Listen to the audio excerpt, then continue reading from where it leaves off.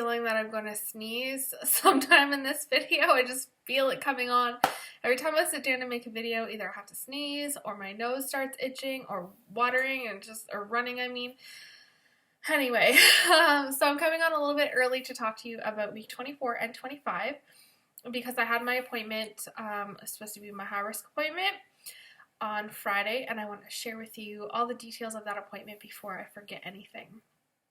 So to start off, 24 and 25, very normal, very quiet, nothing.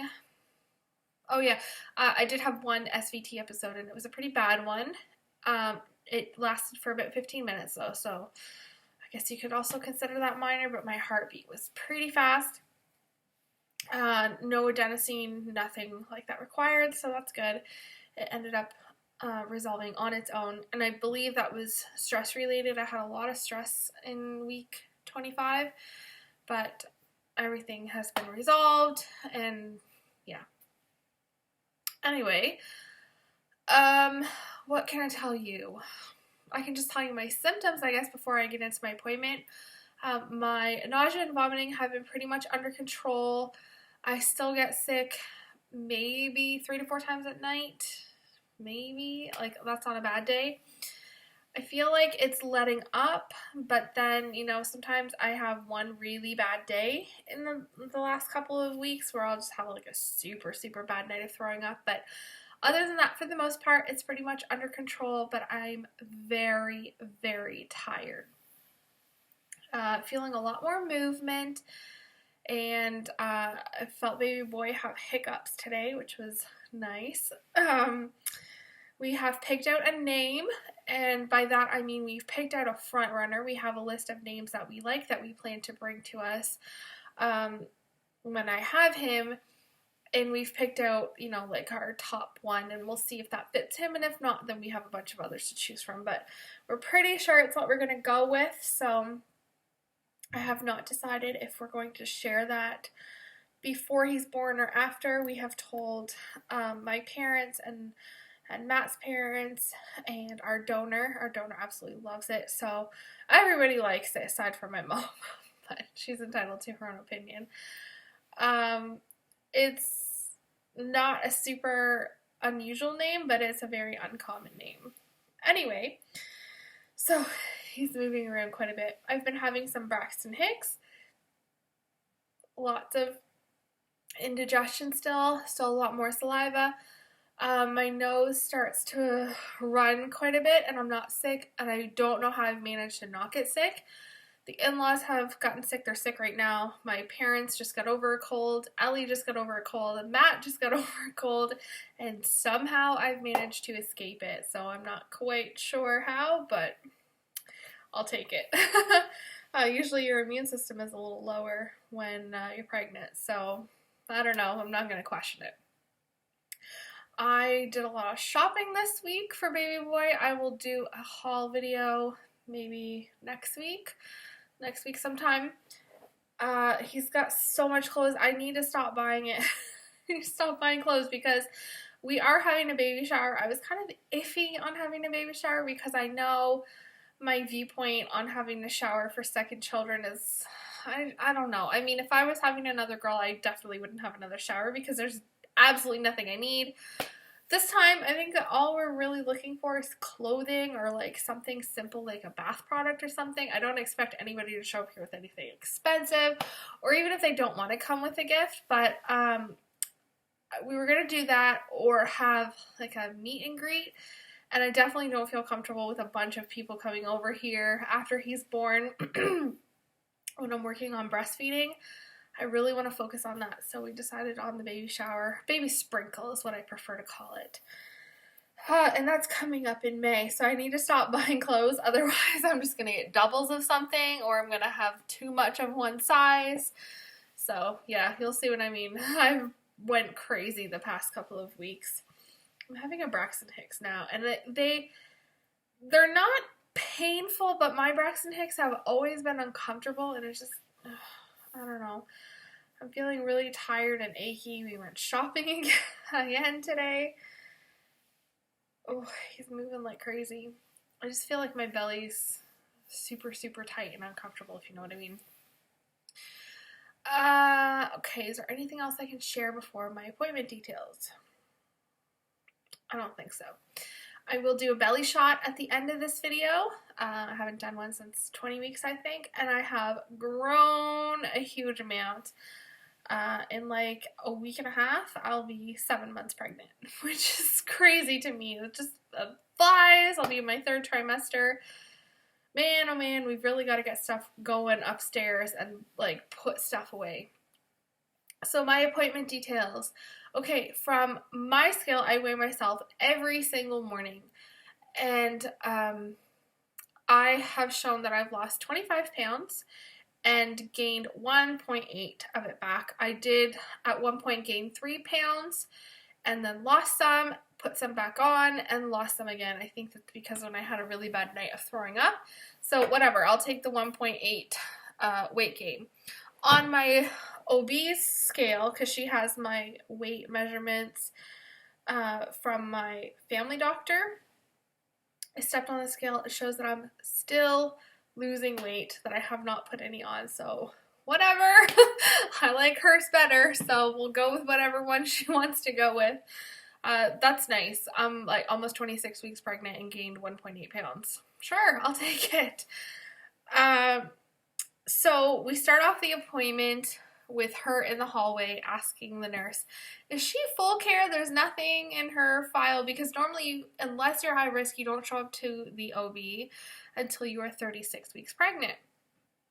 And if you remember in my last video, from my understanding, the only reason I was being classified as high risk is because of my weight. I'm not like a 300-pound woman. I'm not like significantly overweight. I am short, so my BMI might be a little large, but I'm not like this huge woman, and I don't want to fat shame anybody, so I don't want to like use too many adjectives there, because if you are that weight, then you're that weight, but I'm just describing myself. Like my BMI, I mean, it's not super ideal, but it's not, you know, well, I guess overweight is super negative anyways. Anywho, so the OB comes into the room and she says, are you full care? Like, what are you doing here, pretty much? And this is the OB that I had with Ellie, so I'm familiar with her, and I specifically booked an appointment with her. When the OB that I met with last time told me that I needed to be seen full-time, I wanted somebody who was willing to talk to me more about VBAC, somebody that knew me personally, and this is who I chose to see. So I was like, well, this doctor basically said I am high risk because of my weight. And she's looking through her notes, and it was like a 3-page essay that this OB wrote, my family doctor, and wrote in my chart. And it was basically saying, like, she's overweight, and she's, you know, like, fat shaming the hell out of me, and also saying, like, she was quoting this study saying, VBAC is not good for women who weigh over 300 pounds. They have, like, a less than 13% success rate, and I'm thinking, why are you even reading a study that doesn't apply to me? I'm not over 300 pounds, and I'm not anywhere near 300 pounds. I would have to put on a significant amount of weight to get to 300 pounds. So I'm not sure where that's coming from. I don't think that even if I were to gain a huge amount of weight in this pregnancy, I don't think that I would still get to 300 pounds. So I think she's just more focused on my BMI than anything else, because I'm short, right? So anywho, she asked me, she's like, after reading over this note, and she's like, yeah, okay, so it's basically because of your size and because of your weight. This is why she classified you as full care here. She's like, Melissa, what do you want to do? And I was like, what do you mean? As in see my family doctor or come to the OB office all the time? And she said, in regards to your care, do you want to see your family doctor? And I said, absolutely I do. So this means I am no longer high risk. I'm going to see my family doctor for my OB appointments, or for my prenatal appointments from now on until 32 weeks. And this doctor wants to see me again, and we'll just reevaluate everything. We're still going to have the VBAC discussion. We talked in great detail about it, and in her words, she said, I'm sorry, I have so much indigestion. As long as everything continues to progress the way it's progressing, like, I don't know how big of a role gestational diabetes will play in a VBAC. Like, if I have gestational diabetes and the baby's not gaining a significant amount of weight like they normally do, and I'm like well controlled with diet and nothing goes crazy and I have no reason to be induced, and then I could still have a VBAC. That will probably complicate things if I have gestational diabetes. But if things were to go on the same track as they are now, with no diabetes, with no preeclampsia, nothing of any concern, she said there is absolutely no reason you can't have a VBAC, which is the complete opposite of what I heard a couple of weeks ago. So I am super excited, like totally elated. To be encouraged, and she said that she was so proud of me for taking care of myself the way I am. Like, on her scale, like I said, it shows that I've gained no weight, and I'm not dieting or anything. It's just like, if I can eat something, I will eat it. But it's so nice to be encouraged versus like being absolutely fat shamed. And she agreed. That's what the other OB was doing. Oh, excuse me. So she listened to baby, totally happy with his heart rate, measured my belly, and my belly has never had like a super accurate measurement because I have a B-shaped belly and because I'm overweight. It's measuring at 27 weeks, but that's not unheard of. At this appointment, I was 25 weeks and 3 days, and I was measuring at 27 weeks, and you can measure 2 weeks plus or 2 weeks behind, and it'd be completely fine because no measurement is going to be perfect, the same as an ultrasound. So there's like no concern with that whatsoever. And I was measuring the same as I am with when I was pregnant with Ellie. Like, I would always measure a week or two ahead, sometimes even 3 weeks. But anyways, I was absolutely encouraged, left there feeling well, and I said, we talked about a C-section too. I said, if he is breech, I'm taking that as a sign from the universe that he's meant to be born via C-section. I'm not going to try and turn him. I'll just, accept it. And I said that I wanted a family-centered C-section, meaning I want to see him be born. I mean, I don't necessarily want to see the whole surgery, but I want the curtain that they put in front of you dropped, so I can at least see him be born. He is to be placed on my chest immediately, and I'll go into that when I do my birth plan. But she's totally okay with this. And the other doctor was like, are you kidding? No. So there's other things that I want to talk about, but it's like little details like about the anesthesiologist and stuff that I was completely lied to by my last OB visit, by the other one. And it's just amazing how judgmental some people can be. So it's a shame, really. I'm feeling really encouraged and really hopeful that everything will be okay, and we'll just take it one day at a time or 1 week at a time, and then reevaluate everything at 32 weeks and see if it's something that I can still do. If I cannot safely accomplish a VBAC, meaning like there's something to be concerned of, and I feel like maybe a VBAC is not the best decision for me anymore, I feel so much better about having another C-section, just for the simple fact that they are willing to accommodate simple requests like, I want to see my kid be born. I think that would be a healing experience. So I will go into more detail about my family-centered birth. No matter which way that happens, it's going to be family-centered and lovely.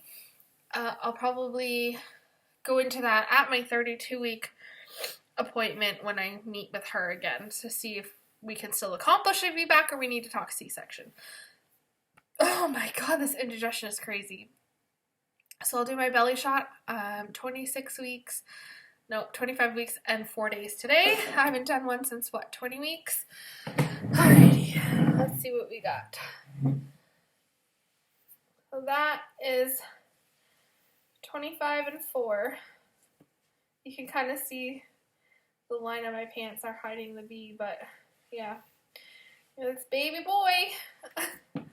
Alright guys, I will talk to you in a couple of weeks, maybe next week for my haul video. And yeah, bye!